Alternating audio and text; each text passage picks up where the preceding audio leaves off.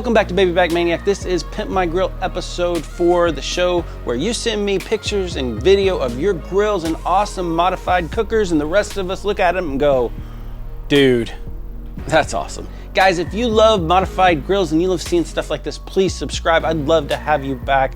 This series is really popular and I'm delighted, but it's dependent on you. Everything I share in this series comes from you. So if you would like some tips on how to submit video to be used in this series, I will have it at the end of this video right before we close it out. Y'all check that out and please keep sending me your stuff. It's great. So today we are going to look at Rubin's awesome collection of cookers and one of the best uses for a gas grill I've ever seen. I'll just leave it at that. Next, Tom, the king of all YouTube mods, is going to show us some of the modifications he did to his grills and cookers. But first, my buddy Larry is going to show us his Woody. I heard it. Hey Justin, it's your buddy Larry at Beer BBQ by, well, me. Here's my submission for the Pimp My Grill contest. I hope you like it. As you know, I've had problems with my Kamado Joe Big Joe hinge, causing my lid to not stay up and collapse and, if not almost shatter, almost break some bones and fingers or limbs from being inside the grill when the thing comes down. It became a very dangerous grill. And my warranty claim took about 4.5 months to fulfill, so I had to do something in the meantime. So I came up with a workaround. My trusty assistant, Woody. He's my little buddy. I couldn't have survived those 4 months without him. He was my trusty sidekick and assistant, and eventually we became very close friends. Because he saved my limbs, my fingers, and my hands from crushing injuries, and possibly my dome lid shattering from falling down on its own all the time. In fact, I got a really strong arm muscle from always holding up my grill with one hand while I had to use my other hand for everything else. It was actually becoming quite a burden. I was starting to feel like a one-handed person when I was cooking. But then Woody took care of everything for me. He was so there. He was always there for me, always holding up that lid while I was able to put my food on and pull my food off. And it's prevented me from going to the hospital with fractured fingers or crushed hands or burns. Now, I'm about halfway through my second hinge, almost in need for another replacement. So I broke out Woody again to show you guys that I still got him and knowing that he'll take care of me. So that's my mod. Thanks, Justin. I hope I make the cut and appear on one of your videos. Thanks, Larry. I hope you can get that second hinge fixed before you break your Woody. Y'all go check out Beer and Barbecue with Larry. He's a great channel and a great dude. So next, Rubin, who has a new channel on YouTube. I love helping out new channels, y'all. That's part of the reason why I'm doing this. He sent me a video showing off his collection. Check out what he did with his gas grill. Hey, Justin. This is Rubin with the Mad Swine Backyard BBQ, and that's my Pimp My Grill collection. Let's take a look. All right, so let's start off with the 26-inch Weber kettle, but I've thrown on this frame that was for the 22-inch one-touch platinum, and fit perfectly. It just bolts on the undercarriage, just on, let's see, that bolt right there, and one on the other side. And that's it, perfect fitment. See, has the gaps right here. It's just finger tight, one of my fat fingers, and that's it. That's like a perfect fit.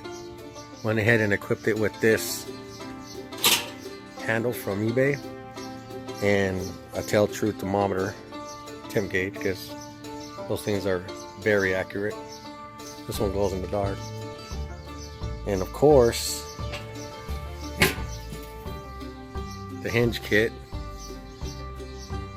Got me a 2-panel Grillgrates for searing. So I love that bad boy right there. Here's just a barbecue type of barbecue herbs right here. You got rosemary, thyme, and here's some fresh oregano. That thing is aromatic. This guy over here is a Nextgrill propane 6-burner. I don't use it at all for grilling, nothing like that, but I use it for storage, and this thing has become one of my favorite accessories out here because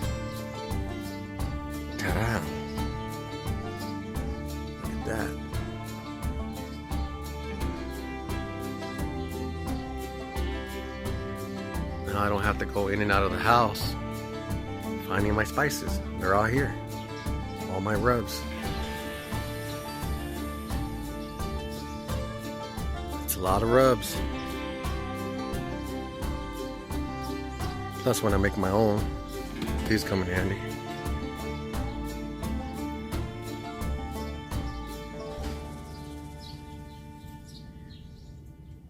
Gotta have one of those right there. There's the Camp Chef flat top grill, which is great to make breakfast, bacon and eggs, French toast, pancakes, especially some carne asadas. That's the good stuff. Over here I got the Smoky Mountains, Weber Smoky Mountains. I got the 18-inch version right there. And next to that is the 22-inch version. You can see the difference in size. The 22 one is the modified one. The 18 has no modifications, just sits there, looks pretty. The 22 has, let's see, the hinge kit.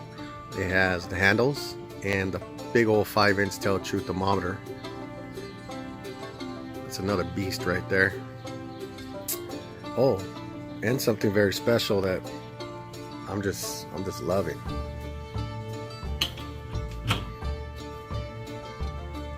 Right there. See that? That's from Gateway Drums, and that's comes with 6 hooks. I bought 4 more from the PBC's website. Man, I just can't say nothing bad about it. I've already smoked 6 racks of ribs, and today I'm gonna smoke 10. So we'll see how that goes. Over here, this was the 22-inch kettle that I took off the One Touch Platinum, and instead of throwing it out, I turned it into the Garden of Eatin. And I got cilantro, and I got serrano chiles, and I got bell peppers and tomatoes if they grow, and some mint.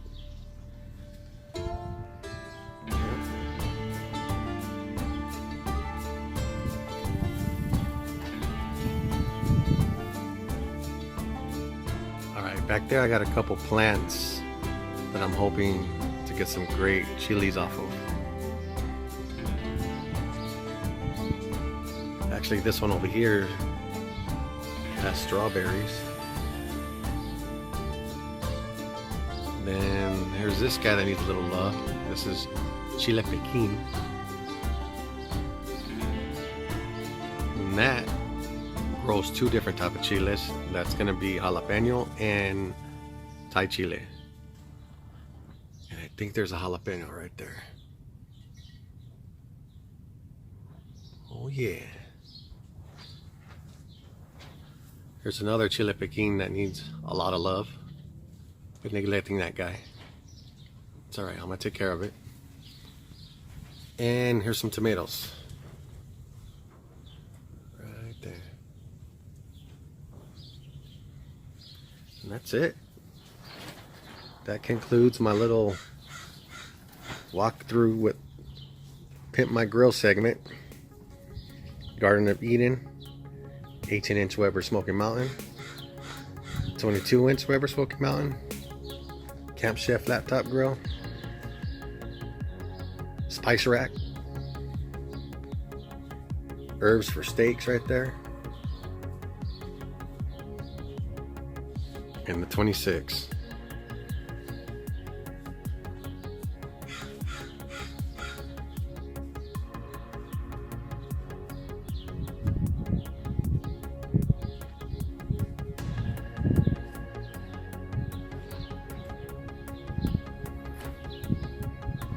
Alright guys, that wraps it up with my part in this Pimp My Grill edition. Hope you guys like what you saw. I'm Rubin with the Mad Swine Backyard BBQ. Hope to see you on my channel. And Justin, thanks for having me on yours. Y'all go check out Rubin at Mad Swine Backyard BBQ. Y'all, it's hard to get started on YouTube. And he's a brand new channel. I would love it if you guys went over there and helped him out. I remember when I got started, the first 3 months I did YouTube, I really didn't gain any subs. I had 29 subs and most of them were from my mom's book club. And one day, Smokey Goodness gave me a shout out, and I didn't even know it happened. And all of a sudden, I started getting all these emails from YouTube, and I thought maybe my account got spammed. Freaked out a little bit. Then I realized it was just Dan saying, hey, y'all go check him out. And I instantly had about 50 subscribers, and it was just such a boost, and it's probably the reason why I'm still on YouTube today. So I'm trying to do that for other small channels as they start out. And if you look at Rubin's setup, you know he's gonna make good content. So y'all go check him out, Mad Swine Backyard BBQ. It's a mouthful, but I said it. Now, his video also reminded me of an email I got from Matthew Norrie. I'm just gonna read this to you because it's kind of similar to what Rubin did with his kettle garden there. Hey Justin, I'm in the Weber Kettle Club, and because of them, I now collect, buy, and sell Weber kettles. After being in the club a couple of weeks, I realized I helped my grandmother turn her old Weber kettle into a planter. So I rushed over and rescued it. Don't worry, I got her a fresh planter to replace it and got to restoring. The leg sockets and original handle are gone, so not gonna stand without help. One of the guys in the Weber Kettle Club was selling his SSP frame, which means stainless steel. It's the earliest generation of Weber Performer. Here are some pictures. Guys, that's cool. Okay, his name on the Weber Kettle Club is Liquid Ocelot, and on YouTube, it's the Spin Cast guy. He has a fishing channel. But I just thought that was awesome. Like, he gets into Weber kettles and then retroactively remembers he helped his grandma turn a kettle, an avocado kettle, into a planter. That's awesome. That's just so awesome. Okay, one last YouTuber, and by the way, this is not just for YouTubers, this is for anyone. I want to keep that in mind. It just happens to be that this week, most of the videos I got were from YouTubers, but this is one of my favorites, the king of all mods, Mr. Tom Horseman. Y'all, let's check this out. Well, hey folks, Justin's asked me to post and give him a video of some of the mods I've done to some of my grills over the years. Justin is one of my favorite YouTube people, and I'll tell you what, if Justin asked me to do something, I'm all over it. So you're looking at the Weber kettles here. You got the Jumbo Joe on the left there, the 18-inch, and then obviously it's 18-inch. And then we've got the 22-inch on the right. And I'll tell you what, let's take a little bit closer look at some of the modifications that I've done to those over the years. I think one of the first modifications you notice is that this Weber sits higher.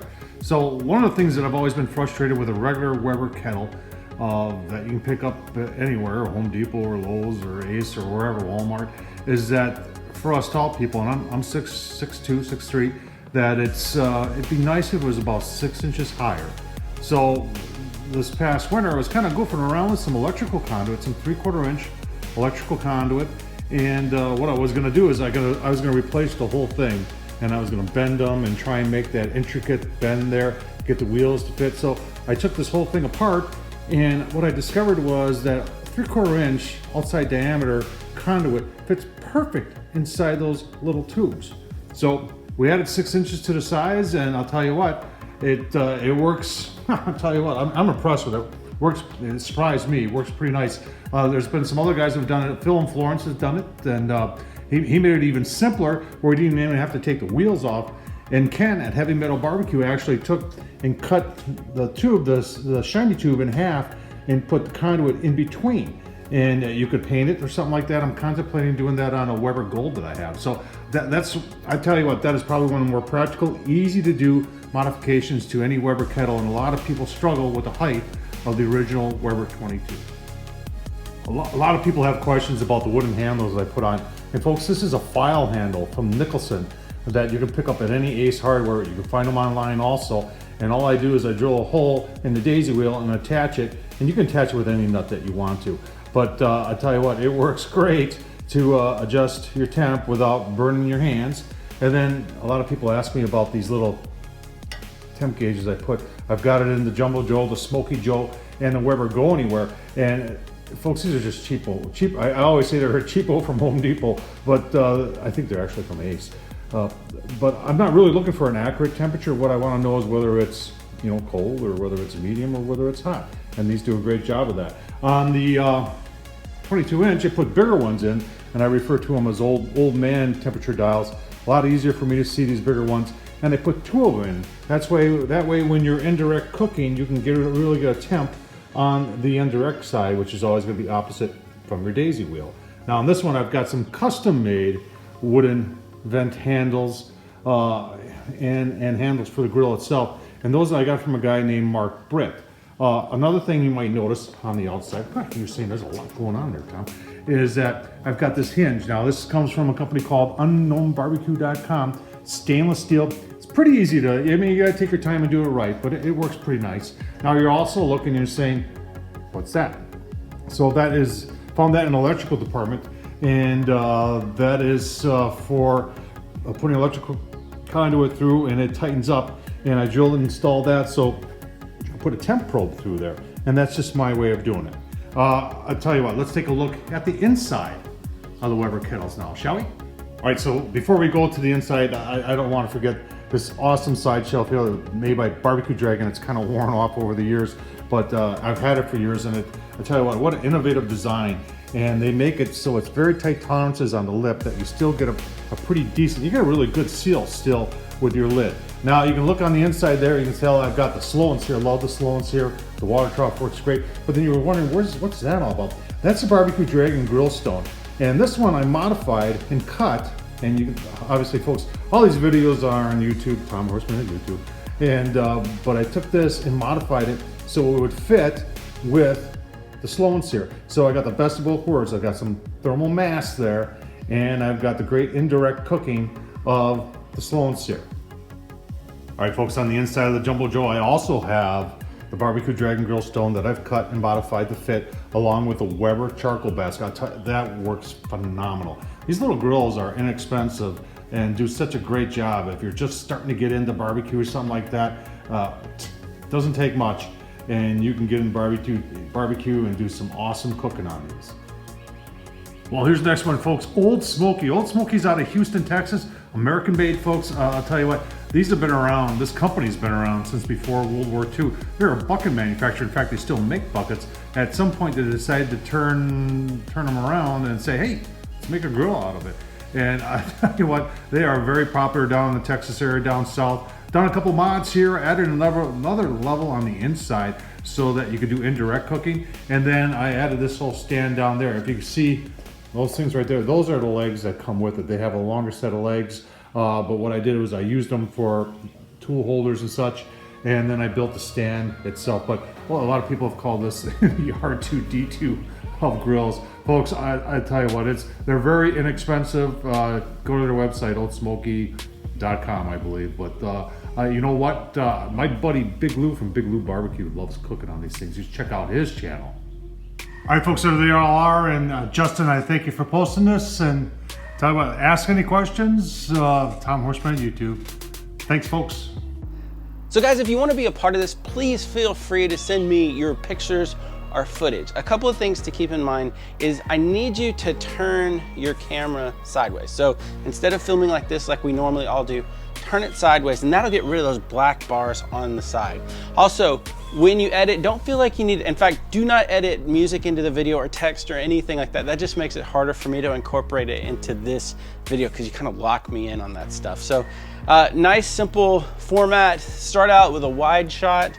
Say, hey, this is Justin with Baby Back Maniac. Today, I'm gonna show you my cookers, or I'm gonna show you my Pimp My Grill. Nice wide shot, so that's called an establishing shot, so we can see where you're going with this. And then after you establish that, move in and show us the specific mod that you want to show us. Keep the video to 2 to 3 minutes, and then back out and just say, hey, thanks. You know, it's very, very simple. So wide shot, wide establishing shot, move in, showed us specifically what it is you want us to see, then move back out to close it out. And as long as the audio sounds good and it's an interesting mod, be sure and tell us anything that's funny or interesting about your cooker. That's the good stuff, you know. And as long as you got something cool to show, I'm gonna show it. So yes, you can send me that through WeTransfer.com to Baby Back Maniac. That's the best, that's the only way for you to get me the footage in the resolution that I need it in, which, by the way, please record it in 1080p. If you have a modern cell phone, it probably does that by default. And And if you want to send pictures, you're not interested in being in a video, that's fine too. Just send the pictures to babybackmaniac@gmail.com and a brief description of what you're showing me, and I'll try to work that in. Again, turn your video sideways, or turn your camera sideways for those pictures, because again, that eliminates those black bars that sometimes happen with pictures as well, because we almost always hold our phones upright when we're taking pictures. Even I mean, I still do that. So, but turn it sideways and it'll fit better on the screen. So that's it, guys. Keep those submissions coming. I love you guys. Thanks for watching. Please subscribe, and we will see you in the next one.